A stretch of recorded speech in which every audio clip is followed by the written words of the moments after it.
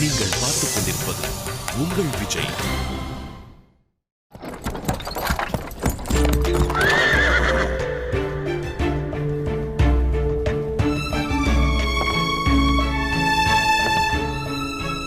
அண்ணியாரே, ரதத்தை ஏன் இங்கு நிறுத்திவிட்டீர்கள்? நான் சென்ற முறை அஸ்தினாபுரத்திற்குள் பிரவேசித்த போது மன்னரின் மனைவியாக வந்தேன்.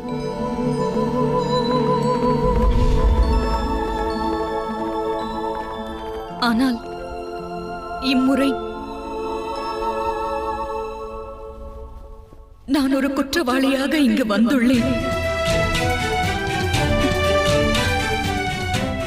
ராஜ்ய சக்கரவர்த்தியை காக்காது குற்றம் புரிந்தேன். ரதத்தில் அமர்ந்து நகருக்குள் பிரவேசிக்க அதிகாரம் எனக்கில்லை. அண்ணியாரே, தாம் ராஜ்யத்தின் மகாராணி ஆவீர்கள், எதிர்காலத்தின் ராஜமாதா. எதிர்காலத்தின் விளைவு எவ்வாறு இருக்கும் விதுரா? அது பற்றி அகிலத்தில் யார் அறிவார்கள்? அறியாமல் தான் தம்மை வேண்டுகிறேன் அண்ணியாரே. மகாராணியாக தம் நகருக்குள் பிரவேசியுங்கள். 15 ஆண்டுகளுக்கு முன் வரம் சென்ற போது இங்கு நிலையானது எவ்வாறு இருந்ததோ அந்த நிலையானது எப்போது இங்கில்லை. இந்த 5 பாலகர்களுக்கு எதிராக 50 பேர் உள்ளனர். தமது அதிகாரத்திலிருந்து தாம் விடுபட்டால் தமது புதல்வர்களின் அதிகாரமும் பறிபோய்விடும் அண்ணியாரே. பறிபோக வேண்டியது பறிபோகத்தான் செய்யும் விதுரா. அதை தடுக்க இயலாது. என் கணவர் என் புதல்வர்களுக்கு நல்லொழுக்கத்தை வழங்கியுள்ளார்.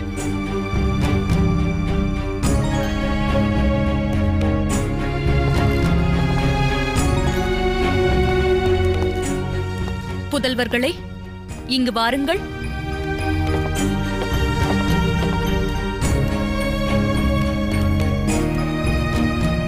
கூறுங்கள் மாதா.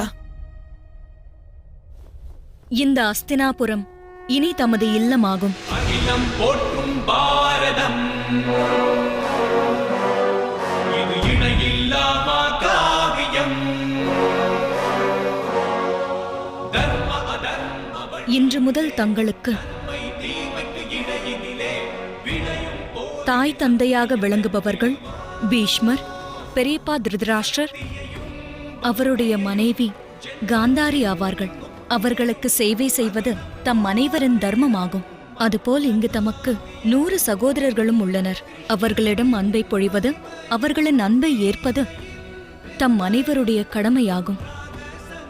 அக்காவிற்கு 100 புதல்வர்கள், குந்தியான எனக்கு 5 புதல்வர்கள் என்று இனி இல்லை. இனி இங்கு சந்திர வம்சத்தின் 105 புதல்வர்கள் வளர்வார்கள்.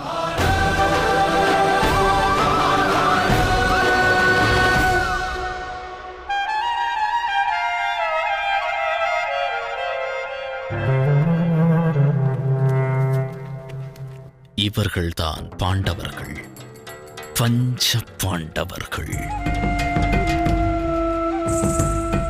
இந்த 5வரால் தான் உனக்கு கிடைக்க வேண்டிய இளவரசு பட்டம் கிட்டாமல் போனது துரியோதனா. ஆனால் தாம் அரசரிடம் என்ன கூறினீர்கள்? எனக்கு இளவரசு பட்டம் வேண்டாம் என்றீர்கள்.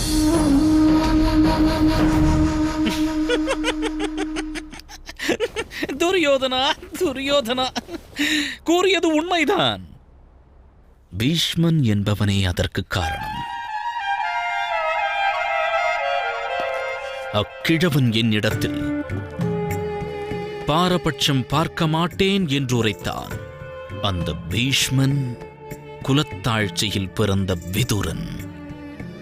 இவ்விருவரும் இந்த பஞ்ச பாண்டவர்கள் மீது அதிக சிநேகம் கொண்டவர்கள்.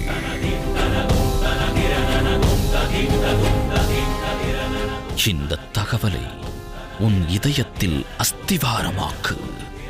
இந்த 5வரும் உன் சகோதரர்கள் அல்ல, விரோதிகள்.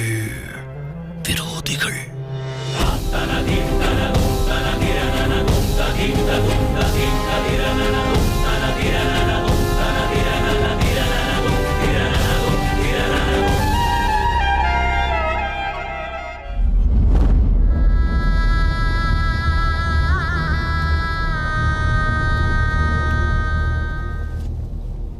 ஜகம் மீதினில் நடப்பவை எல்லாம் நம் விதியின் விளையாட்டோ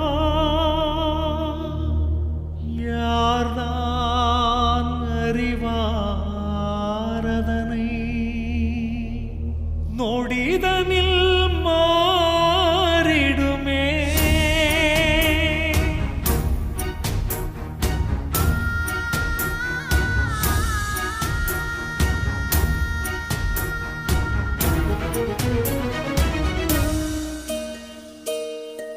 ஜகத்தினில் விதியை வென்றவர் யார்? ஜகத்தினில் விதியை வென்றவர் யார்?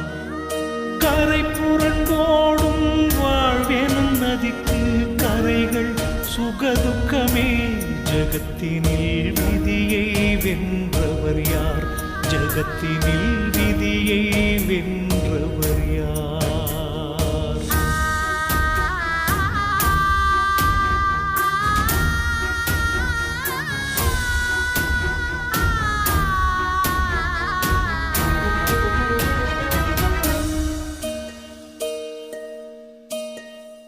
கணம் தனிலே நிதர்சனங்கள் மாறும், கனவு போலவே காட்சிகள் மாறும். கண்முன் நடப்பது மாயை காட்சி, காணல் நீருக்கு யார்தான் சாட்சி? விதியது விதியது வலியது வலியது மதியதை வென்றதுண்டோ? ஜகத்தினில் விதியை வென்றவர் யார்? ஜகத்தினில் விதியை வென்றவர் யார்?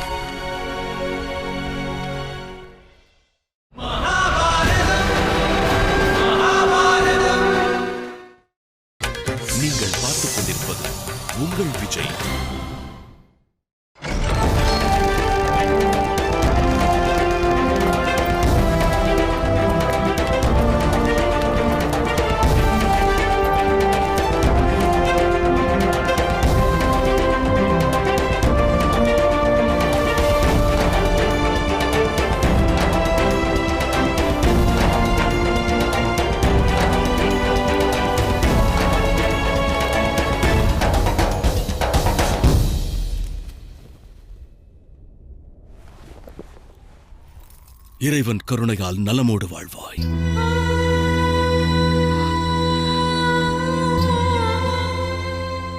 பிதாமகரே,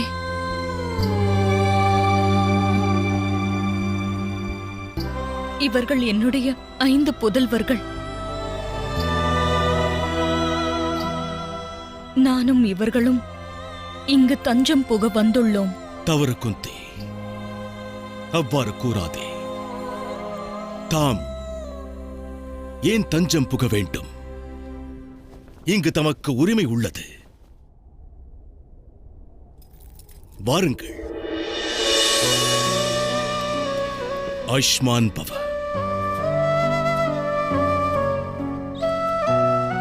ஆயுஷ்மான் பவ. நலமோடு வாழ்வாய் குந்தி. உன் புத்திரரும் நலமோடு வாழ்வார்கள்.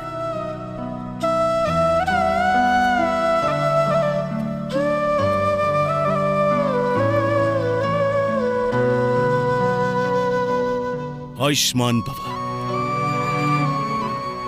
பணிகிறேன். ஆயுஷ்மான் பவ.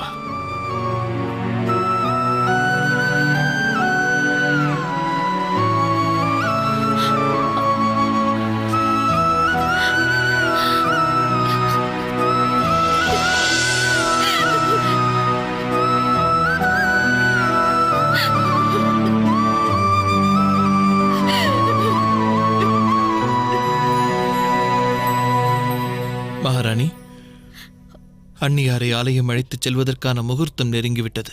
புரோகிதர்கள் அங்கு காத்துக் கொண்டிருப்பார்கள். வா குந்தி, உன் புதல்வர்களை சேவகர்கள் அரண்மனை அழைத்துச் செல்வர். நீ ராஜபவனத்தில் பிரவேசிப்பதற்கு முன்பாக நம் குலதெய்வம் ஆலயம் சென்று வழிபாடு நடத்த வேண்டும் அல்லவா? வா.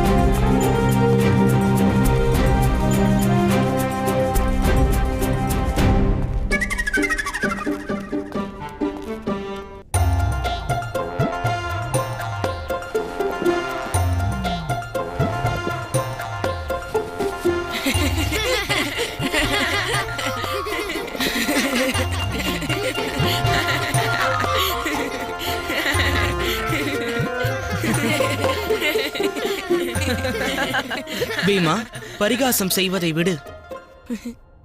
எழுந்திரு சேவகனே. கேலி செய்வது பீமனின் வழக்கமாகும். சக ஊழியரை இங்கு வரச் சொல்லுங்கள். இங்கு வா. ராஜகுமாரரின் ஆணை.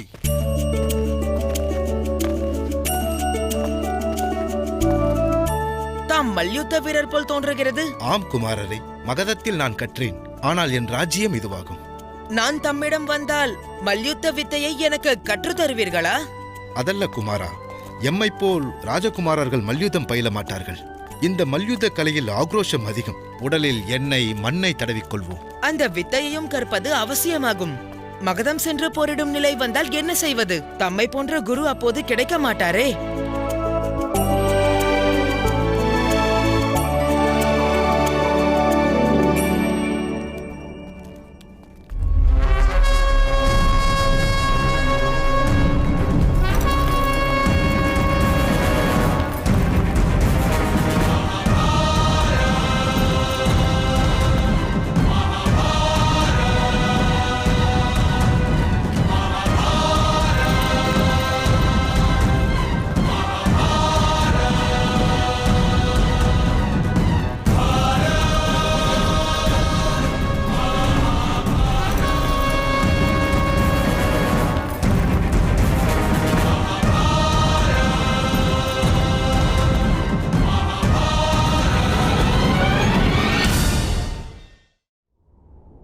வந்து விட்டீர்களா சேவகர்களே? விரைந்து நடக்கட்டும். சென்று ஆசனம் எடுத்து வாருங்கள். பிதாமகரின் உத்தரவுப்படி நாங்கள் இந்த ராஜகுமாரர்களுக்கு சேவை செய்ய வந்துள்ளோம். நான் கூறியது உன்னிடத்தில் அல்ல, நான் உத்தரவிட்டது இந்த 5 சேவகர்களுக்கு. சேவகனோடு நட்புறவு கொள்பவர்கள் சேவகனாக வேண்டியவர்கள்.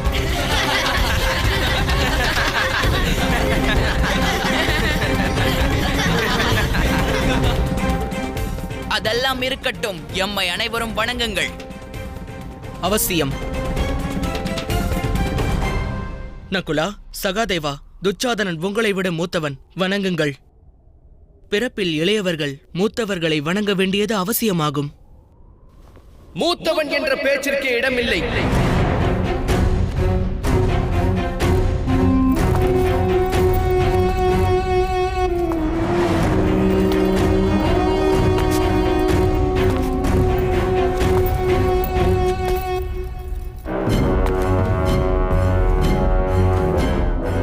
இங்கு உயர்ந்தவன் தாழ்ந்தவன் என்பதே அடிப்படை.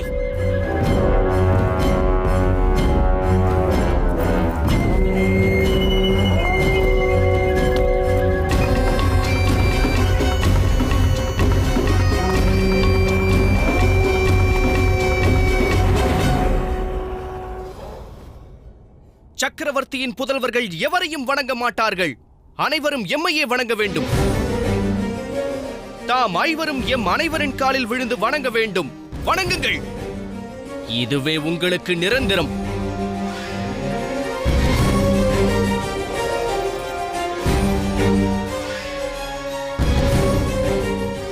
சக்கரவர்த்தி புதல்வர்களை வணங்குங்கள். நாங்களும் சக்கரவர்த்தியின் புதல்வர்கள்தான். அவர் வனத்தின் சக்கரவர்த்தி, வனத்தில் மிருகங்களை மேய்த்துக் கொண்டிருந்தவர்.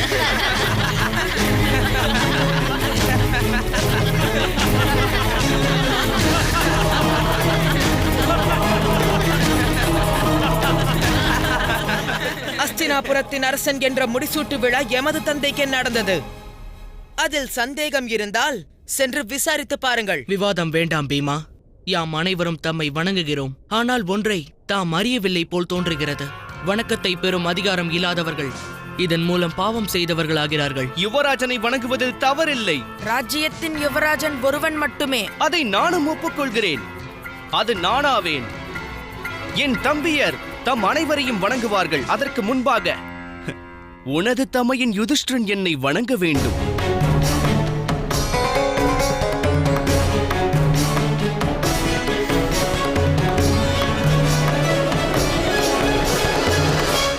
யுவராஜர் பட்டம் சூட்டப்பட்டதா? எப்போது என்று எனக்கு கூறுங்கள் அண்ணா. எப்போது? எடுத்துரையுங்கள் சேவகர்களே. யுவராஜ பட்டாபிஷேகம் இவருக்கு எப்போது நிகழ்ந்தது? சேவகர்களே, சென்று விடுங்கள். பிதாமகரின் ஆணையை ஏற்று நாங்கள் இவர்களுக்கு சேவை செய்ய வந்தோம் குமாரரே. எம்மால் இவர்களை விட்டு பிரிய இயலாது. அதோடு இவர்கள் கேட்ட கேள்விக்கு நான் பதிலளிக்க வேண்டும் அல்லவா? இளவரசு பட்டாபிஷேகம் இன்னும் நடைபெறவில்லை. துரியோதனனுக்கு அபிஷேகம் அவசியமில்லை. யுவராஜன் என்ற அதிகாரம் எனக்கே உள்ளது. அதை நான் பிறப்பிலிருந்தே பெற்றவன்.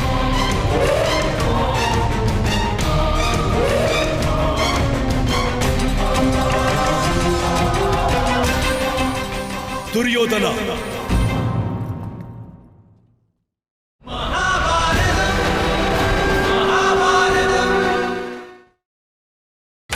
நீங்கள் பார்த்துக் கொண்டிருப்பது உங்கள் விஜய்.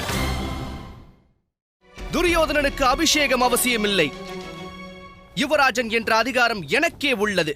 அதை நான் பிறப்பிலிருந்தே பெற்றவன்.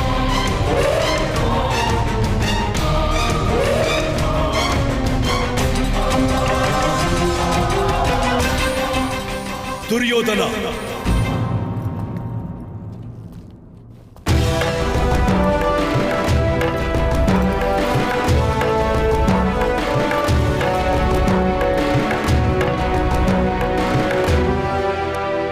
கல்லால் உருவான பர்வதம் பார்ப்பதற்கு வெறும் கல்லாகத் தெரியலாம். ஆனால் அது பெரும் புயலை தடுக்கும் அரணாகும். அதிகாரம் என்பதும் அவ்வாறே ஆகும். ஆகையால் புத்திமான் ஒருவன் அவசரமாக பதவியின் அதிகாரத்தை ஏற்க மாட்டான். யுதிஷ்டிரனே அனைவருக்கும் மூத்தவனாவான். ஆகையால் முதலில் தாம் அனைவரும் யுதிஷ்டிரனை வணங்குவது அவசியம்.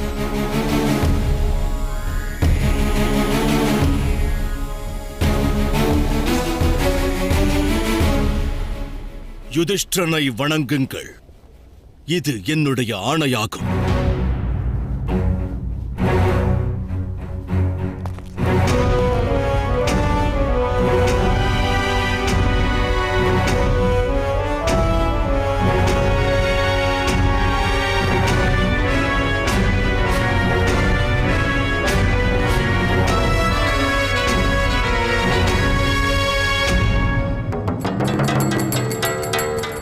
துரியோதனா,